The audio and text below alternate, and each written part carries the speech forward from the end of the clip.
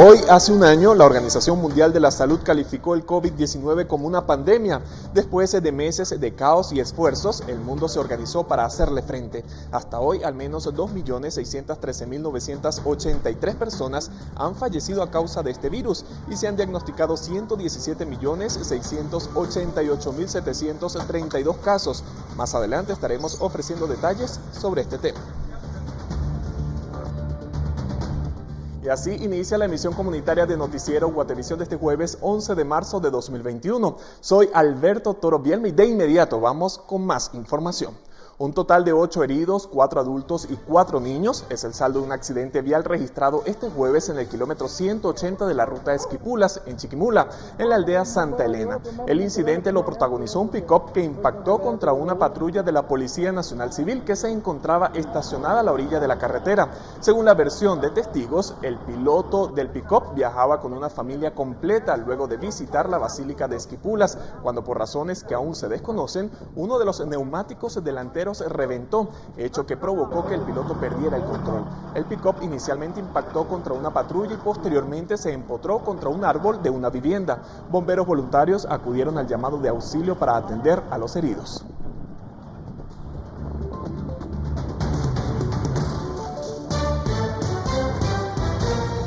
Y una mujer que pastoreaba unas vacas en Aguilich III en Santa Cruz del Quiché fue asesinada por un hombre. Según vecinos, se le acercó y le disparó y luego huyó del lugar. La víctima fue identificada como Felipa Coso Martínez, de 18 años.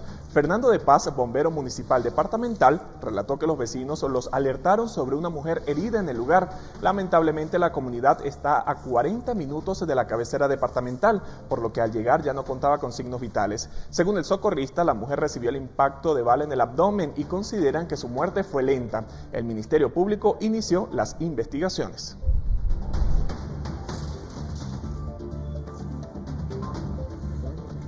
Y el alcalde de Ipala, Edwin Javier, conocido como el Tres Quiebres, es vinculado a un grupo de narcotraficantes que operó en Chiquimula. El Ministerio Público ha solicitado el retiro de su inmunidad y justifica que hay audios en los que conversa el jefe edil con el líder de la estructura. El alcalde de Ipala, Edwin Javier, conocido popularmente como el Tres Quiebres, ha quedado inmerso en un caso de narcotráfico y no se trata de un rumor. Es una investigación que dirige la Fiscalía de Narcoactividad del Ministerio Público. Una alerta del gobierno de Estados Unidos es la que ha dejado a Javier en medio de un caso de investigación a un grupo de narcotraficantes. La Fiscalía de Narcoactividad dirigió operativos a escala nacional este jueves en los que detuvieron a integrantes de esa estructura. En gestión penal de Torre de Tribunales en la capital, los fiscales solicitaron el retiro de inmunidad para el jefe edil de Ipala por su supuesta relación con esos narcotraficantes. En conferencia de prensa, los fiscales expusieron que hay escuchas telefónicas que se obtuvieron de la investigación al líder de la estructura de narcotráfico, Carlos Alexander Guerra y Guerra, y como hallazgo inevitable descubrieron que mantenía comunicación con el alcalde de Ipala. Se ha logrado establecer dentro de la relación que existen dentro de estas personas, también con el alcalde de Ipala, el tema de un registro a través del cual se logra establecer la relación dentro de ellos como dueños de una finca, la cual a través de la investigación se logró establecer que esta, pues, en sus momentos fueron utilizadas para el resguardo de drogas o para utilizarla para cometer hechos ilícitos. A la estructura se le relaciona con la muerte de Delio René Sandoval España, Carlos Augusto Esteban Méndez y Jorge Luis Ortega Oliva, quienes fueron ultimados en un pick-up luego de salir del Coliseo de Ipala, en el que presenciaron la pelea de boxeo de Javier y el jefe edil de Misco, Neto Brán, el 25 de enero de 2020. Javier niega los señalamientos. Además, a esa estructura se le atribuye el transporte de $804,000, unos 6.1 millones de quetzales, dinero decomisado en un operativo policial el 28 de enero de 2020 en la ruta interamericana, jurisdicción de Totonicapán. La Fiscalía expuso que en una de las escuchas telefónicas el alcalde de Ipala reprochó al líder del grupo de narcotraficantes el crimen de los 3 hombres. Y según las investigaciones, Javier y los miembros de la estructura de narcotraficantes coordinaban resguardar ilícitos en una finca en Chiquimula. Con imágenes de Carlos Hernández, reportó Edwin Pitán. Y el 24 de enero de 2020 hubo una cita pugilista en el Coliseo de Ipala. Los contrincantes no fueron boxeadores profesionales, sino dos alcaldes aficionados que habían advertido en redes sociales el encuentro. El jefe edil de Misco, Neto Brand, y el alcalde de Ipala, Edwin Javier, se enfrentaron en el ring. La pelea generó críticas y burlas. Ese encuentro fue inédito, pero un año y un mes después del evento, la Fiscalía de Delitos de Narcoactividad ha encontrado indicios que analizarán para determinar si se abre o no una investigación por lavado de dinero. Ese encuentro de boxeo tiene un indicio que conlleva a sospechar de un posible mecanismo de lavado de dinero. El alcalde de Ipala, uno de los dos boxeadores protagonistas de la pelea, ha sido vinculado a una estructura de narcotráfico. La pelea generó ingresos brutos por 465,000 quetzales y con el descuento por gastos de operación, cada alcalde recibió 151,000 quetzales. En ese evento se vendieron más de 2,000 boletos. Tenemos que ir estableciendo ahorita a través de todo lo que se ha realizado dentro de los allanamientos el día de hoy, de esa cuenta a levantar datos, documentos que nos pueden dar una orientación. Continuaremos con las investigaciones tanto financieras o otras personas que estén relacionadas en los hechos. Y cambiamos de tema porque este día se recibió el primer lote de vacunas comprado por el país. Ahora las mismas ya han sido trasladadas al Centro Nacional de Biológicos, donde se encuentra nuestra compañera Andrea Domínguez, quien nos da todos los detalles. Andrea, te saludamos. Muy buenas tardes.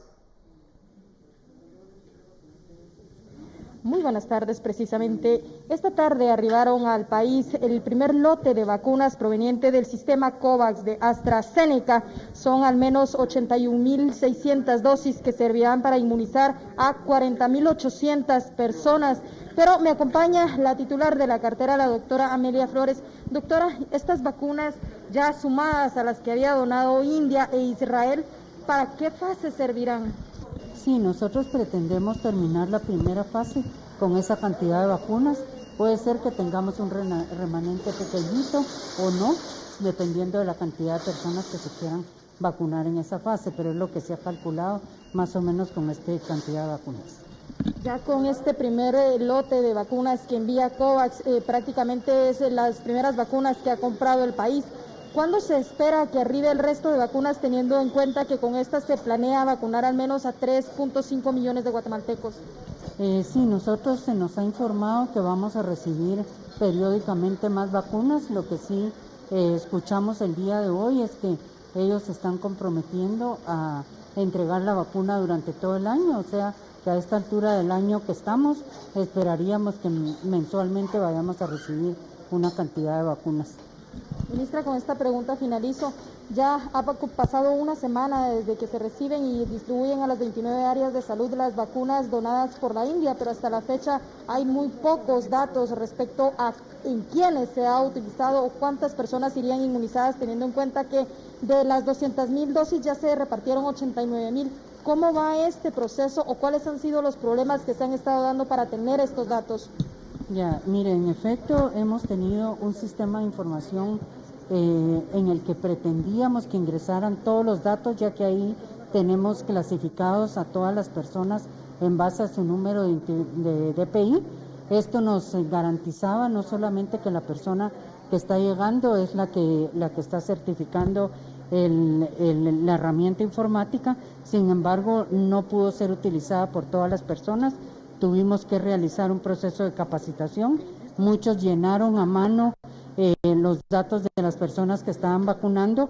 Al momento tenemos un reporte aproximado de 18,000 personas vacunadas, sin embargo este no es el reporte final, por las razones que les menciono. Hemos dado 4 días para que completen la información, se está dando un acompañamiento a todas las áreas y hospitales para que reporten en tiempo, y este ha sido uno de los temas por lo que hasta la fecha no se cuente con toda la información. ¿Qué ocurre si en 4 días no se presentan estos datos? Se va a presentar en 4 días porque se les está dando un acompañamiento desde el nivel central. Estamos, y desde este momento tampoco se está dando una dosis más de vacuna a nadie si no se comprueba que todas las vacunas que se les dio ya fueron utilizadas, y para eso tienen que hacer el reporte. Otro dato importante es que no todas las áreas de salud iniciaron el mismo día, otras esperaron tener la capacitación definitiva para poder usar la herramienta, y todavía estamos esperando que un área de Petén y otras áreas lejanas empiecen el día de mañana su proceso. Muchas gracias. Gracias a usted.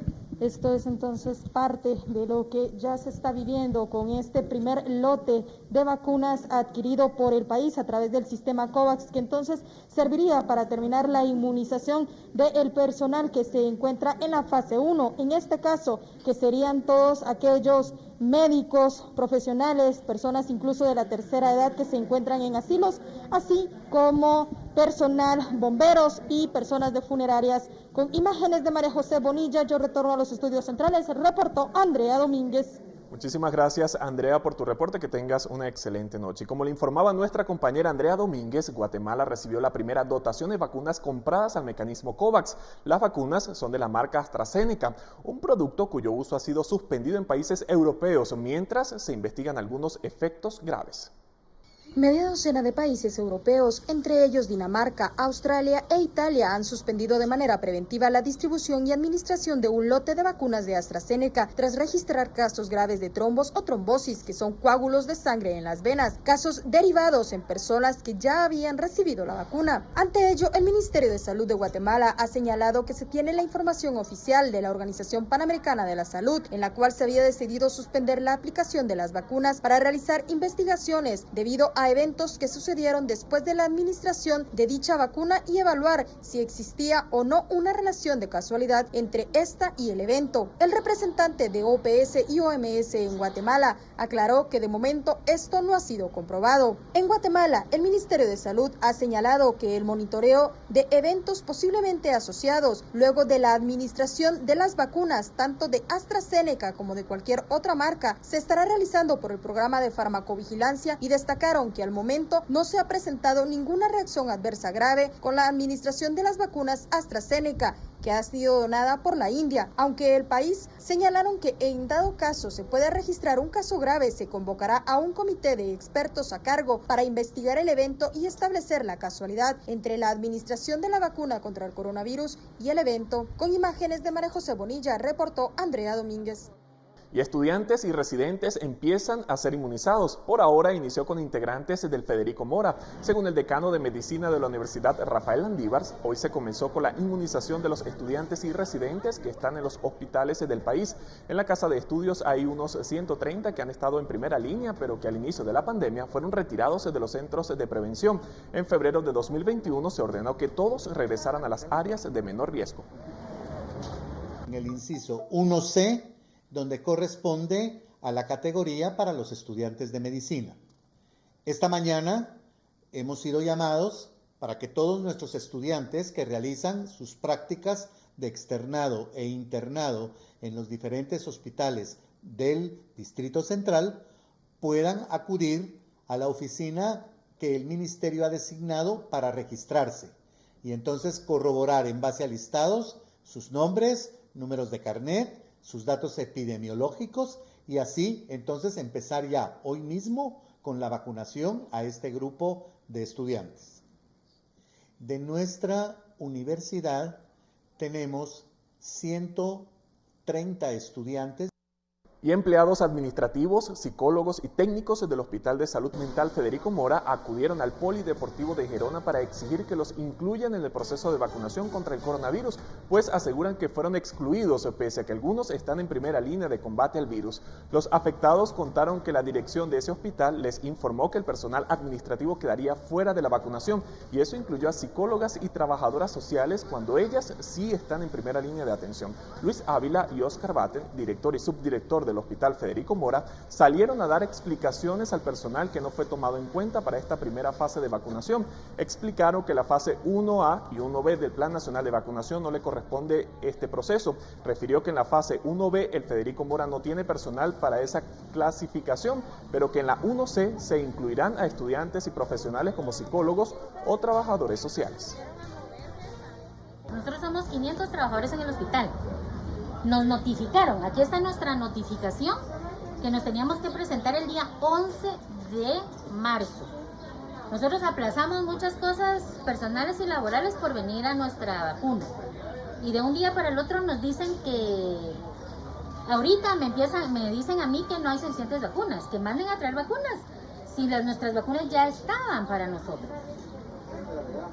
Ayer vacunaron en el Eric Barrondo a todos los hospitales que llegaron completos. ¿Por qué a nosotros no nos quieren vacunar? Nosotros somos profesionales. Y no soy solo yo. Ahí hay muchas de psicología, de trabajo social, que no nos han querido dar nuestro derecho, que es nuestra vacuna. Porque es nuestra vida, es nuestra salud. Nosotros exponemos nuestra salud todos los días.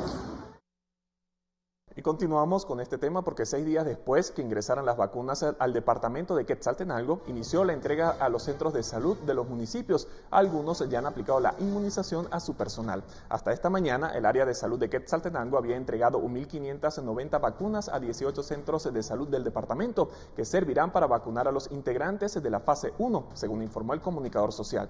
De las vacunas donadas por India a Guatemala, Quetzaltenango recibió para inmunizar a 5.950 personas.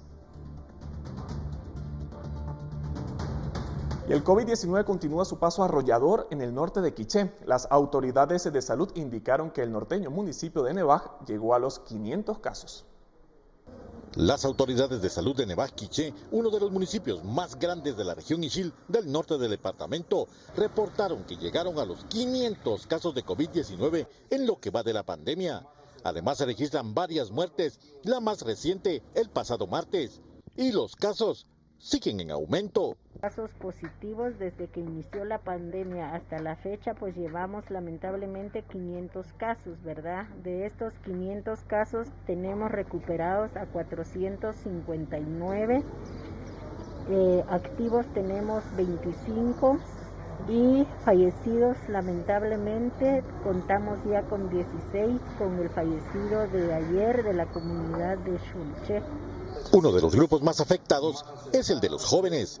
Las autoridades de salud creen que es por la incredulidad a contraer la enfermedad, pero se enferman y llevan el virus a sus casas, donde contagian a personas de riesgo.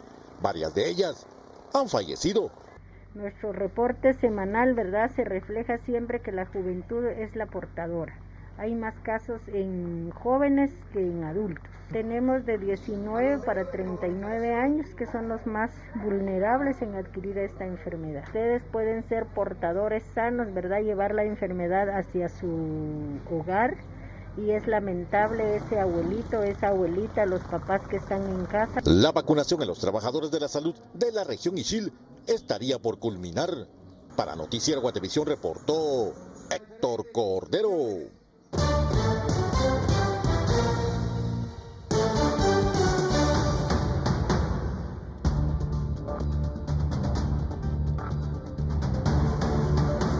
Ex capo de la droga dice en juicio en Estados Unidos que sobornó al presidente Juan Orlando Hernández. Le ampliamos al regresar de la pausa.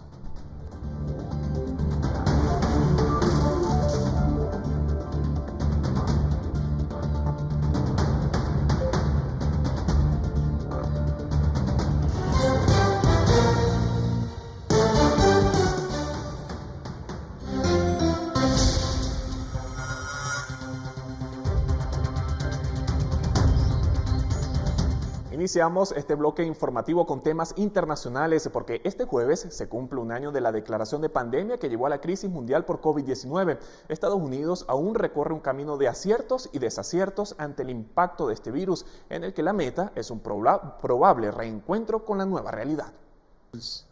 Hace un año, desde la Organización Mundial de la Salud, la declaración de pandemia por la crisis de COVID-19 paralizó al mundo. En Estados Unidos, los casos elevaban de manera alarmante las cifras de contagio desde la aparición del primer infectado, registrado en el estado de Washington en enero de 2020. Un hombre de 35 años de edad que resultó contagiado por coronavirus en la ciudad china de Wuhan, cuna del brote mortal. Las complicaciones se hicieron evidentes al elevarse drásticamente el ingreso de pacientes graves, comprometiendo la ocupación en los hospitales. En cada estado se determinaron cierres de comercios y escuelas, así como parques y espacios públicos para contener la propagación del SARS-CoV-2. El país se detuvo. Sin embargo, se desarrolló a nivel nacional una campaña de detección de pruebas masivas y así medir la gravedad que aún padece, al registrarse decenas de miles de casos al día. El alivio comenzó este 2021 cuando los científicos acertaron en al menos 3 vacunas que han reducido la diseminación, a juicio de los expertos. La respuesta es que hay que vacunarse cuando esté disponible de la forma más rápida y expedita posible en todo el país. Y la razón es que hay un hecho que impregna la virología y es que los virus no pueden mutar si no se replican. Mientras, desde la Casa Blanca advierten sobre el peligro latente del incremento potencial de infectados por variantes del COVID-19 y reafirman la necesidad de seguir usando mascarillas y sostener el distanciamiento físico. En estados como Texas y Mississippi celebran que sus gobernadores permitieron la reapertura de negocios sin restricciones. Los expertos temen que decisiones apresuradas alejen la probabilidad de alcanzar la inmunidad colectiva y el reencuentro con una normalidad parecida a la que el mundo vivía hace más de un año. Por lo pronto, de acuerdo a los Centros para el Control y Prevención de Enfermedades, la vacunación masiva y la prevención son las armas más valiosas para vencer la pandemia. José Pernalete, Voz de América, Miami.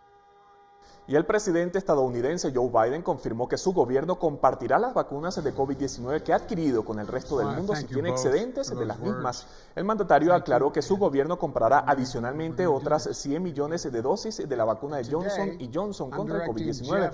La acumulación de dosis por parte de Estados Unidos y otros países ricos ha generado preocupación entre algunos expertos que advierten de que eso puede estar repercutiendo en la incapacidad de otros países con menos recursos de conseguirlas.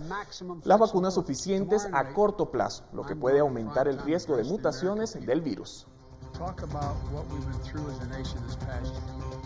Y la Unión Europea autorizó el uso de la vacuna contra COVID-19 desarrollada por el laboratorio Johnson & Johnson. La presidenta de la Comisión Europea hizo el anuncio este jueves respaldando la decisión en el informe aprobatorio emitido por la Agencia Europea de Medicamentos. Aseguró que durante este año serían capaces de vacunar hasta 200 millones de personas en el bloque con el número de dosis compradas. Este inmunizante puede ser usado en una sola dosis y no requiere de cadena de frío extremo.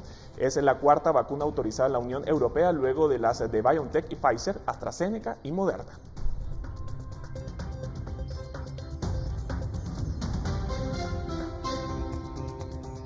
Y en otro tema internacional, el ex capo hondureño de la droga, Leonel Rivera, comenzó este jueves a testificar en un juicio por narcotráfico en Nueva York, que salpica al presidente de Honduras, Juan Orlando Hernández Rivera, ex jefe del cártel Los Cachiros, contó al jurado que asesinó a 78 personas y que trabajó de 2011 a 2013 con el acusado, el presunto narcotraficante Giovanni Fuentes, hasta que se pelearon y este intentó matarlo. Los fiscales de la Corte de Distrito Sur de Nueva York aseguran que Fuentes y el presidente hondureño eran socios y planificaron enviar tanta cocaína a Estados Unidos como pudieran.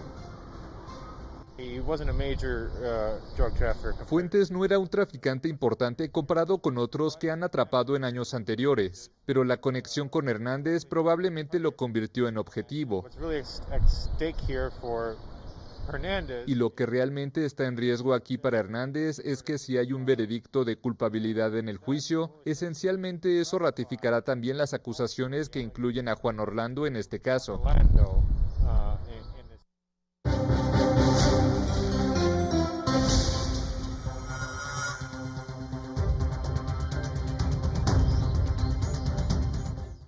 Y volvemos a nuestro país porque un día después de definirse la nómina de 10 magistrados que ocuparán la Corte de Constitucionalidad para el periodo 2021-2026, en el Congreso de la República las conclusiones son variopintas, mientras que bancadas de la oposición lamentan haber perdido una oportunidad de reformar la gobernabilidad del país y señalan que el proceso de designación fue opaco. Otros diputados como Álvaro Arzú consideran que la Corte de Constitucionalidad había acaparado demasiado poder por encima de sus obligaciones y que la nueva planilla parece venir a recobrar el equilibrio político del país. La oportunidad perdida que como Estado hemos tenido para montar procesos que construyen sobre lo que se va efectuando anteriormente y avanzando en términos de transparencia. Gracias a Dios se ha cumplido con los plazos necesarios.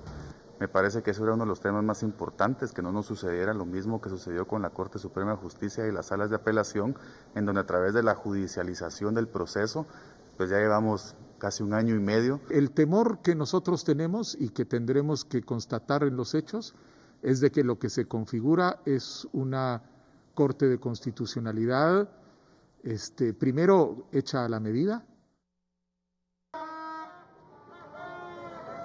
Y afuera, en las calles del centro histórico, los manifestantes del Comité de Unidad Campesina y otros colectivos sociales culminaron sus 3 días de protesta con un cortejo fúnebre que arrancó en el Procurador de los Derechos Humanos y llegó al Congreso de la República, en donde prendieron en llamas un ataúd.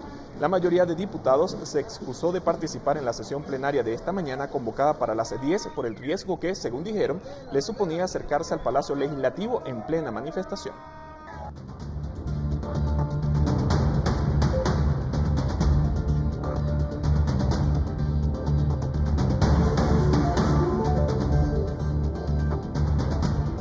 La DIACO y el Ministerio de Educación reciben denuncias por cobros indebidos en los colegios. Al volver, le contamos todos los detalles.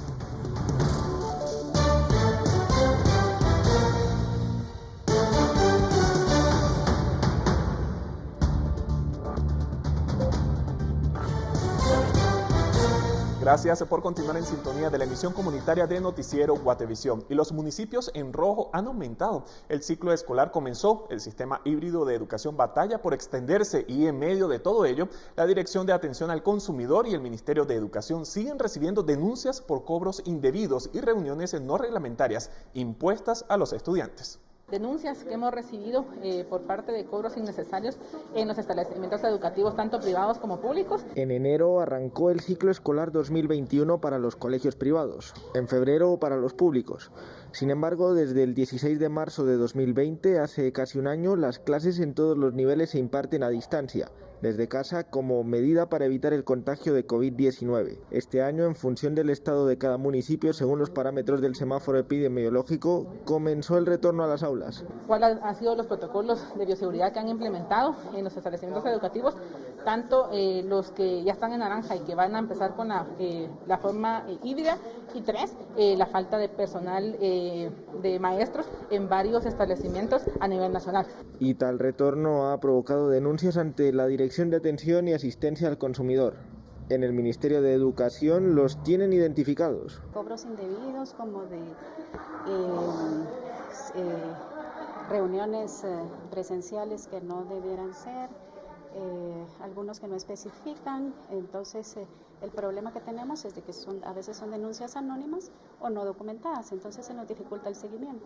Y explican que aún siguen buscando el mejor mecanismo para afrontar la educación a distancia. El año pasado que teníamos la estrategia Aprendo en Casa, ahora tenemos la estrategia Aprendo en Casa y en Clase, ¿verdad? Y seguimos con el tema de ir priorizando los materiales educativos de manera impresa para que los estudiantes, todos los estudiantes a nivel nacional tengan el material adecuado para seguir con la entrega educativa. Con imágenes de José Castro, reportó para Noticiero Guatevisión, Felipe Garrán.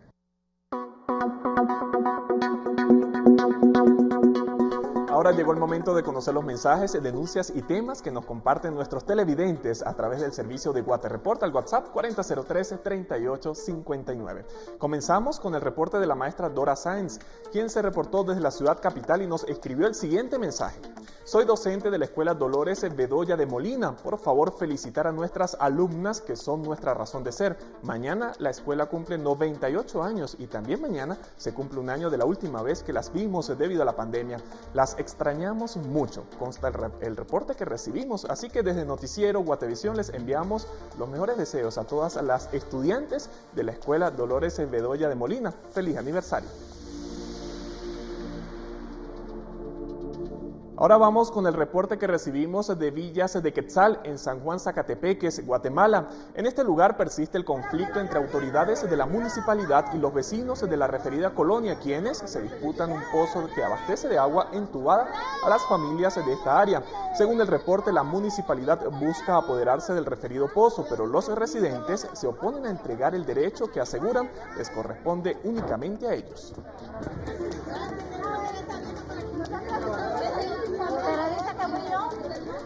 Continuamos, y la construcción del periférico norte se plantea como una solución al caos vial que enfrentan los huehuetecos. Se trata de 17.150 metros cuadrados de pavimento rígido de 20 centímetros de base. La obra incluye la apertura a brecha y aunque se contrataron 20.000 metros cúbicos de movimiento de tierra, se hicieron 31.000. Autoridades informaron que la obra está en la fase final con una ejecución superior al 98%. Tiene una inversión de 18.9 millones de quetzales con una longitud de 3 kilómetros.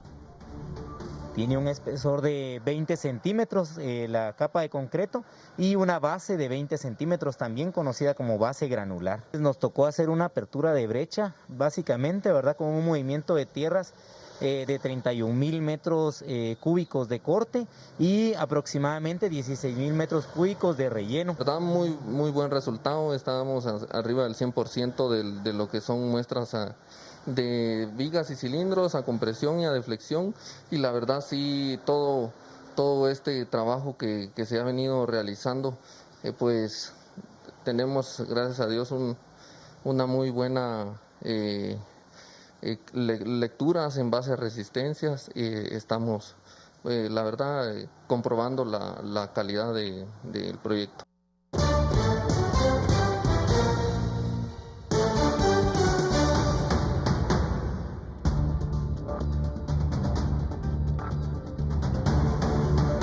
Emetra podrá adquirir equipo de reconocimiento de placas de vehículos para imponer multas. Al volver, le contamos.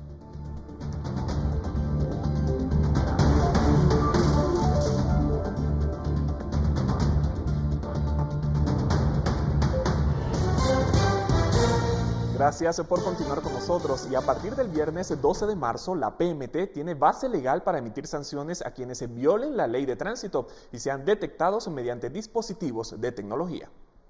La Municipalidad de Guatemala publicó este jueves en el Diario de Centroamérica el Acuerdo 21-2021, en donde el Consejo de la Capital autoriza a Emetra el uso de las tecnologías para validar las multas de tránsito en las que incurran los pilotos. En el acuerdo se menciona que se autoriza el uso de dispositivos tecnológicos avanzados con registro de imágenes, video y otros equipos electrónicos de lectura y reconocimiento de placas de circulación u otras tecnologías que en un futuro se establezcan para la regulación, control, ordenamiento y administración del tránsito en la ciudad de Guatemala. Según la comuna capitalina, esto dará certeza y valor probatorio a las infracciones y sanciones que impongan los agentes de la Policía Municipal de Tránsito a las personas, conductores y propietarios de los vehículos que violen las normas establecidas en la Ley de Tránsito y su reglamento. El acuerdo entra en vigor el viernes 12 de marzo, con lo cual la PMT ya tendrá un instrumento legal para usar las cámaras de seguridad para imponer multas. Reportó para Noticiero Guatevisión, María Olga Menaldo. Y en Malacatán, San Marcos, llevan más de un mes sin acceso a energía eléctrica. La empresa proveedora Energuate alega una falla en el sistema. Vecinos de la zona impulsaron manifestaciones en los últimos días de febrero que llevaron al gobierno a imponer estado de excepción. Hoy, en el Congreso de la República, se han reunido las partes implicadas para abordar las posibles soluciones. La empresa expuso las razones por las cuales atribuyen a una falla técnica el hecho de que no puedan prestar el servicio y la imposibilidad de corregirla, porque en algunas comunidades en concreto no les permiten ingresar pues a sus operadores. En los últimos días de febrero, en Malacatán y otros municipios de San Marcos organizaron manifestaciones por el corte del suministro eléctrico que les provee Energuate. Ante ello, el Estado decretó estado de prevención. Desde el punto de vista del Ejecutivo se hizo ver que la declaratoria del estado de prevención, que ustedes saben que ocurrió la semana pasada, pues estaba motivada en parte para permitir no solo pacificar el área, sino que la empresa pudiera entrar y operar su red como legalmente le corresponde. Y a raíz de aquello, en el transcurso de esta semana, desde aquí al domingo, aprovechando el estado de prevención, recorrerán la línea, revisarán el estado y deberían pues poder restablecer el servicio. El ministro y la empresa estuvieron reunidas con Douglas Rivero, diputado marquense que vive precisamente en Malacatán. ¿Por qué personas que están pagando su recibo y están cumpliendo como lo demanda el contrato que ellos tienen con Energuate, no tienen energía eléctrica por más de 30 días? La ley protege al consumidor que paga por la cual se le pidió al ministro que ya está trabajando, ellos ya están trabajando en esas investigaciones. Según la empresa, en Erguate el corte al suministro se debe a una falla técnica. Esta, sin embargo, se ha prolongado ya por más de un mes. Con imágenes de José Castro, reportó para Noticiero Guatevisión, Felipe Garrán. Y alrededor de 25 instituciones, entre públicas, iniciativa privada y cooperación internacional, se enfocan en capacitar a las comunas del país y que se logre conformar en cada una de ellas la Oficina de Agua y Saneamiento, con la cual se pretende dar tratamiento adecuado para la salud de los guatemaltecos. Tan solo un tercio de las municipalidades a nivel nacional cuentan con una oficina encargada de estos temas, y donde existe se han procurado acciones y proyectos que velan por el cuidado y aprovechamiento de los recursos de forma sustentable. Eso que vemos, como les decía, más de la mitad de los niños de este país menores de 5 años con problemas de desnutrición, cuando el 12% de los neonatos al nacer traen desnutrición, y es porque la mamá está desnutrida y vemos que hay un ciclo de pobreza permanente, y la única manera para resolverlo es desde la raíz, desde donde se origina el problema. Y es ahí donde los gobiernos locales, de acuerdo a lo establecido en el Código Municipal, son los responsables de llevar el agua en calidad y en cantidad a todos sus habitantes. Con ello, este día representantes de 14 municipalidades de Escuintla asistieron a una capacitación respecto al tema. Sin embargo, los participantes consideran que estas iniciativas, al no contar con recursos, poco se puede hacer para alcanzar los objetivos. Que como esto viene directamente del gobierno central, pues a la larga nos beneficia, pero también quisiéramos ver si de alguna manera hay algún aporte tanto de presupuesto como de seguir capacitando a las personas que ya están dentro del área de la municipalidad, porque son personas que, como les decía, ellos están dentro del vivir diario, del mantenimiento, las reparaciones, tanto de agua potable y lo que es también saneamiento. Para Noticiero Guatevisión informó Carlos Paredes. Y unos 20 proyectos de 8 municipios de Huehuetenango están en riesgo de ser ejecutados, pues los alcaldes no han completado la documentación para que se realice el proceso de reprogramación y que sean incluidos en este ejercicio fiscal. El CODEDE tiene un techo de 180 millones de quetzales. Si las municipalidades no completan la documentación, se detiene el proceso administrativo para que a esas obras se les asignen recursos, y con esto hay riesgos de no ejecutarse.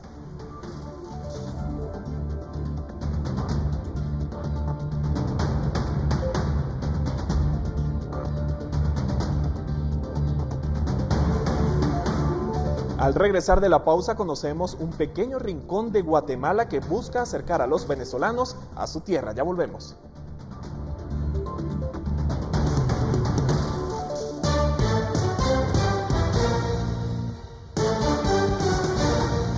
Seis de la tarde con 46 minutos, continuamos con más información. Y en el 2020 un grupo de venezolanos que radica en el país tuvo la idea de tener un espacio para todos sus compatriotas en donde pudieran recordar su país con la gastronomía, la música y sus juegos. Así surgió la Casa Club Beneguate. Viva Venezuela, mi patria querida. Cuando Anarelis Rodríguez llegó a Guatemala proveniente de Venezuela hace 6 años, se reunió con su hermana y otra amiga para pensar en qué podían hacer para generar ingresos.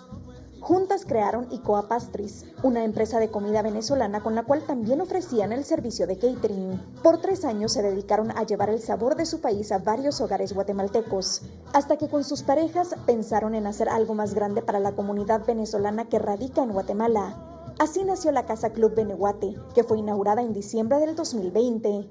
Es un espacio más o menos de 4.000 metros, donde tenemos restaurante, tenemos bar, contamos con parque infantil, cancha de bolas criollas, que es un juego típico venezolano. La idea es que los venezolanos se afilien al club, aunque no es requisito para poder ingresar. La diferencia es en los precios, pues los afiliados tienen comida y juegos a costos más bajos. Además, quieren convertirse en un espacio para apoyar a emprendedores. La idea también es que diferentes emprendedores, bien sean venezolanos o de otras nacionalidades, puedan ir algunos fines de semana a ofrecer sus servicios. La Casa Club Beneguate brinda también clases de baile, de karate, de inglés, entre otros. Es un espacio para que los venezolanos, sobre todo, puedan disfrutar de sus tiempos libres en familia, olvidando un poco lo difícil que ha sido para la mayoría dejar su país de origen. Para los socios y fundadores de la Casa Club, el proceso para hacer realidad este sueño no ha sido nada fácil. Los retos, pues eso, han sido económicos, han sido enfrentar la pandemia. Pues en diciembre también acabamos de hacer unas cosas de la cancha, por ejemplo, de bolas criollas, y hubo aquel temporal de lluvia inesperado, y eso también para nosotros fue así como que nos lavó un poco la tierra de lo que habíamos hecho. A pesar de eso, la Casa Club Beneguate ha superado los obstáculos y poco a poco logra su objetivo, que es acercar a los venezolanos a sus raíces. Para Noticiero Guatevisión, Paula Osaeta. Cambiamos de tema porque un grupo minorista de alimentos en Rusia anunció el lanzamiento de un sistema de pago de reconocimiento facial en supermercados de Moscú. Veamos de qué se trata. Los mejores precios en este regreso a clases. Hasta 30% de descuento en artículos escolares seleccionados. Del 12 al 15 de marzo. Todo lo que necesitas en un solo lugar. Office Depot. El reconocimiento facial avanza a gran velocidad en Rusia, con cámaras que controlan la ciudad, los metros y las cajas de supermercado, en un contexto de progreso tecnológico, pero también de temores por un eventual abuso en beneficio de las autoridades. Es tan fácil como bajarse la mascarilla y mirar a la cámara para que las compras estén pagadas. Este proyecto se trata del grupo X5 y forma parte de una cadena de supermercados más importantes de Rusia, en asociación al sistema de pago de tarjetas de crédito y de débito, por medio del sistema POS, y a la principal institución bancaria y estatal.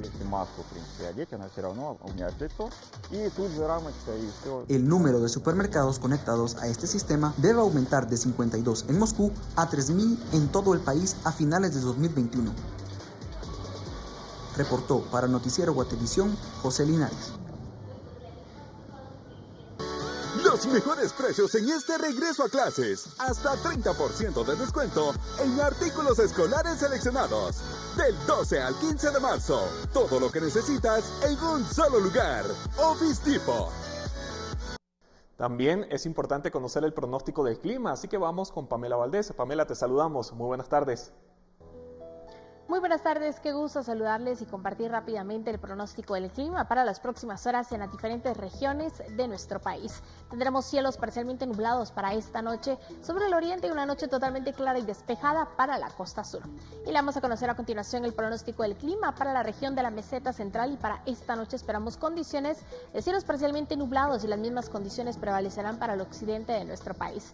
Y en la franja transversal del norte, a continuación las condiciones para esta noche, y esperamos probabilidad de algunas lloviznas o brisa para el Caribe y cielos parcialmente nublados para Alta Baja Verapaz y el departamento de Petén.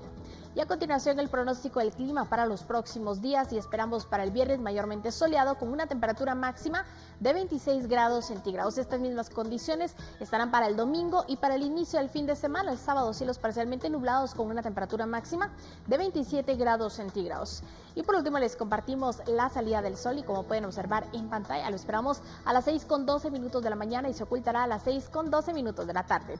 Hasta aquí yo con la información del clima. Regreso contigo, Alberto. Muchísimas gracias, Pamela, por tu reporte. Llegó el momento de otra pausa. Ya regresamos.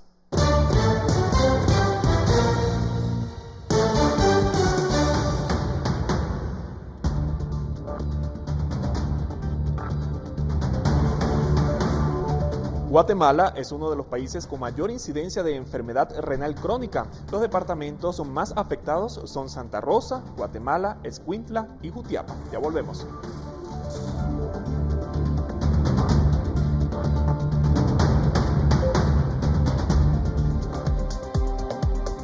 6 de la tarde con 54 minutos, vamos a verificar cómo se encuentra el tránsito en el paso a desnivel Tecún-Humán. Como pueden observar, se encuentra libre hacia el Obelisco, mientras que hacia el Trébol y Calzada Roosevelt hay un poco de tráfico. Recuerden que pueden compartir sus reportes en nuestras plataformas digitales.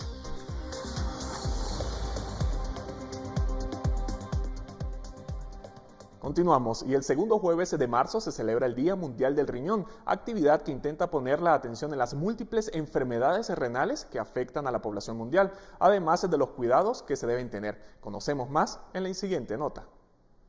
Los riñones son órganos que miden de 9 a 11 centímetros y son de gran importancia para el organismo. Cuando su función disminuye más allá del 60%, el peligro es inminente. En su estado óptimo, los riñones son grandes trabajadores del cuerpo. Filtran cerca de media taza de sangre por minuto y al final del día han limpiado unos 180 litros, además de eliminar los desechos y el agua en exceso que se convierte en orina. El Día Mundial del Riñón se conmemora el segundo jueves del mes de marzo, fue una iniciativa a nivel internacional para tratar de concientizar a la población mundial acerca de la enfermedad renal, las complicaciones que ella lleva, y pues obviamente el objetivo más importante es la prevención de la misma. Cuando estos órganos no funcionan bien, se pueden desarrollar infecciones, lesiones renales agudas, síndrome nefrótico, cálculos e incluso cáncer. Según la Organización Mundial de la Salud, la enfermedad renal afecta en algún grado a 1 de cada 10 adultos. De acuerdo con el Comité Directivo del Día Mundial del Riñón, más de 2 millones de personas en el mundo reciben tratamiento con diálisis o trasplante de riñón. Guatemala es uno de los países con mayor incidencia y prevalencia en enfermedad renal crónica. Los departamentos más afectados son Santa Rosa, Guatemala, Escuintla, Jutiapa, entre otros. Las estadísticas en Guatemala son un poquito más alarmantes que en otros países. Normalmente la estadística mundial dice que existe un 10% de toda la población de un país que tiene enfermedad renal. En Guatemala, usualmente esto es un poco más alto, que puede llegar hasta un 12 o un 15%, dependiendo si lo segmentamos por áreas o departamentos. Para cuidar de una mejor manera los riñones, es importante que en familia mantengan rutinas saludables y hagan un chequeo anual para conocer la salud de todos en casa. Manténgase en forma y activo, lleve un control regular de los niveles de glucosa en la sangre, monitoree su presión arterial, coma saludablemente y mantenga su peso bajo control, además de mantener una ingesta de líquidos saludables. Reportó para Noticiero Guatevisión María Olga Menaldo. Y de esta manera llegamos al final de la emisión comunitaria de Noticiero Guatevisión. Les acompañó Alberto Toro Bielma. Que tengan todos una excelente noche. Nos despedimos con estas imágenes de la utilería usada en las películas taquilleras de Hollywood. En este video podemos observar el prototipo del largometraje de Alien, del traje de Al Pacino de Scarface y la varita de Harry Potter, y demás accesorios de los audiovisuales de Hollywood que se subastarán en Los Ángeles.